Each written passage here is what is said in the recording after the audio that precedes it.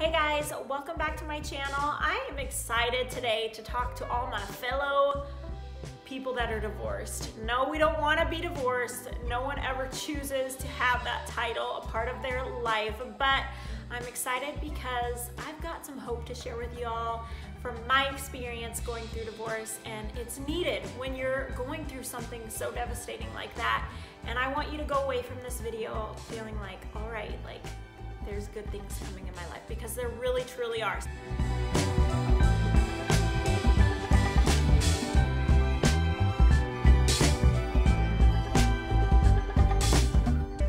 So let's talk about divorce here. Whether or not you are a year down the road of divorce, or maybe you're not even yet have that final document and all of that done, maybe you're just separated right now, wherever you're at, I want you to know that you are going to get through this. And what's even better than that, you don't have just the opportunity to make it through and survive.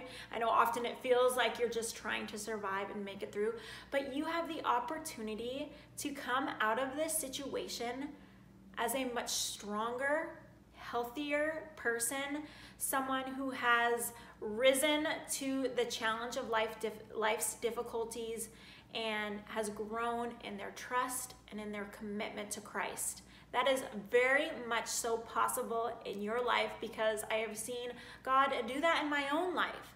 And let me tell you though, it does take work, it does take effort.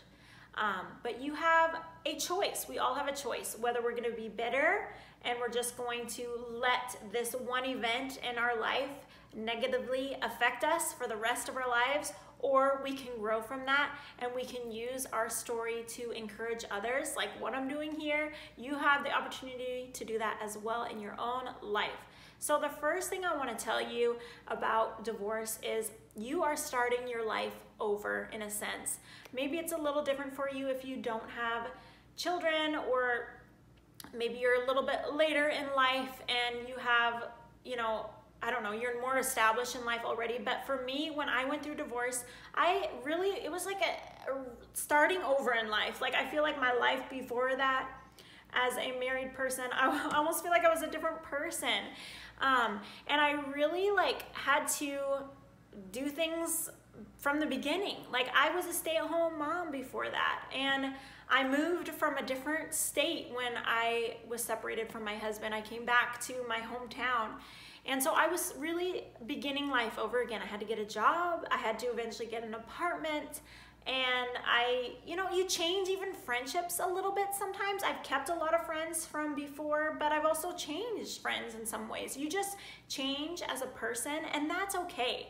I think it's kind of good to look at it as like a fresh start, because sometimes you can just be like, wow, I feel like this is just gonna run with me forever, my divorce. But if you look at it as like a fresh start, to be like, okay, what do I want to be like now? Like, what is my goals? What are my goals for life as in my walk with the Lord? And just like maybe some things I need to change up in my life. And it can seem super overwhelming, but I want to encourage you just to take one step at a time. I know even with me choosing to start renting this apartment, it was a scary decision because I had never rented anything on my own. I went from living with my parents to getting married. And I was like, what if I can't afford this place? And I'm very, very thankful that I had people in my life that encouraged me just to give it a go and give it a try. And just, I wasn't on a lease, so I was able to do it month to month. And that was a good step for me to just take. And God's provided for me, and I've been able to pay my rent every single month. So the next step is have grace for yourself. You know what? If you are always looking at other friends that have stayed married together and haven't had this kind of life-altering situation, if you're like, wow, I'm starting over financially, and I'd have to get a job now, maybe if you didn't have a job, all these things, it can be so easy to compare yourself and to feel bad. And I've definitely had times, I feel like recently I felt like that, wow, I don't own my own house, I don't have this career kind of job. But you cannot compare yourself to other people that have not had a very significant life-altering experience. And I don't care if you're a guy or a girl going through divorce, it is significant and it's life-altering, and you gotta give yourself time to work through that. And you're not gonna be in the same place as someone who has been, settled and established and hasn't had a big change like this in their life.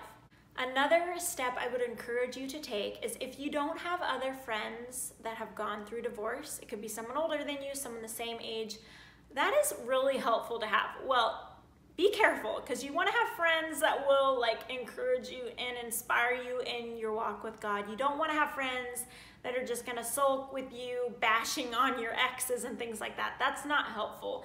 But for me, I've had a couple people that were older than me that have gone through divorce that I have just been thankful for them to just bounce off ideas and thoughts and ask them, what did you do in this situation? I've had friends my age as well that have gone through divorce, and maybe I don't necessarily agree with all their decisions and how they've handled things.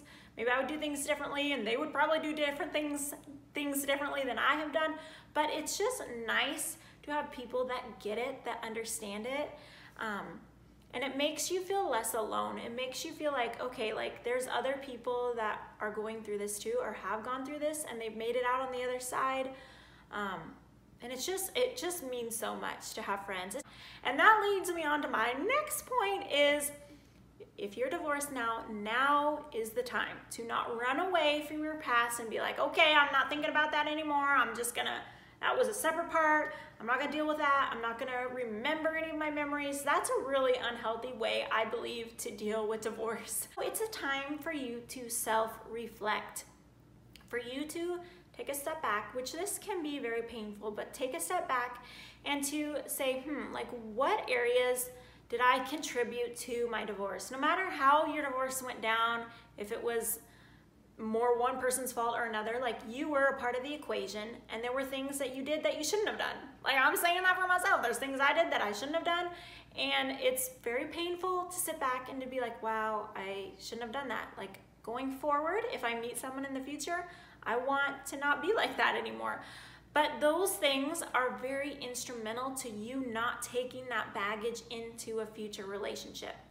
It may not be that you have it all figured out by the time you meet somebody else, but at least you will be aware of your weaknesses. It starts with that self-reflection. It starts with analyzing what we need to change in our life, where we want to grow, so that we can become a better, stronger person. Because those issues that you had in your first marriage, they're not going to go away. They're going to go with you throughout your life if you don't deal with them. It's not the problem of, oh, if it's a different person, that won't be there. There's still things that you could potentially carry with you to the next relationship. So deal with it now when you're by yourself and you have a great opportunity and a great time to do that.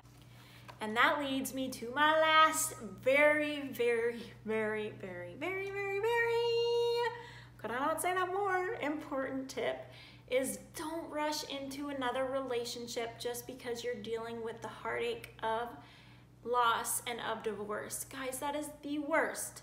The very worst thing you could do right now. You probably don't have your head on straight completely, in the sense that, you'd probably be more likely to be with someone that maybe complimented you or flattered you and made you feel good, but maybe they're not a strong person themselves. Maybe that person that you could easily start dating right now is not a strong, committed Christian. So many people, they get divorced, it was terrible, they get remarried thinking this is gonna be better, and then it's terrible. And then they're like, wow, marriage is just, it's just a fairy tale. It's never going to be great. And that's because they weren't patient. They didn't take their time to really wait for the right person. They didn't take the time to deal with the stuff that they needed to deal with. Do you know that sometimes God wants you to be lonely? I really, truly believe that. So that in our loneliness, we spend time with God. In our loneliness, instead of going to other people, we go to the Lord. So embrace this period of loneliness, knowing that you're not alone. There's many other people that have gone through. Sometimes it feels like you're alone when you're like, wow, everybody else is married and with somebody, and here I am by myself. But you're not. There's so many people around the world that have gone through the same thing. And if anybody, here I am doing the same thing. So I hope these few little tips will help you as you go through divorce. If you are divorced, share this with another friend that's divorced. If you aren't divorced and you have a friend that's going through this, would you please share it with them? I would love for them to watch this. All right, thank you guys for watching. I will see you guys in my next video. Bye.